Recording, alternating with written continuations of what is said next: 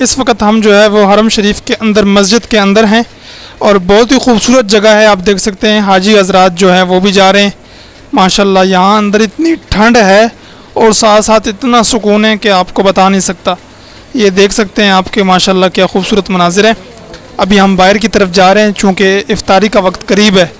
ये आप देख सकते हैं बाहर के खूबसूरत मनाजिर, माशाल्लाह खूबसूरत अंदाज के अंदर जो है वो इफ़्तार के लिए लोग बैठे हुए हैं। और ये पैकेट भी हमें मिल गए हैं, ठीक है। इफ्तारी के पैकेट जो है यहाँ पर तकसीम किए जाते हैं तमाम लोगों को।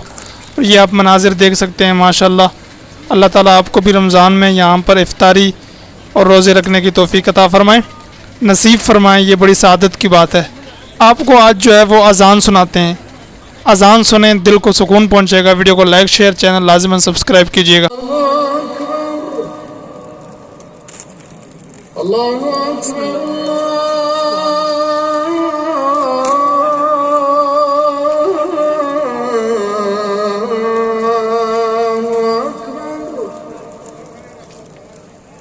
अशहदु अन ला इलाहा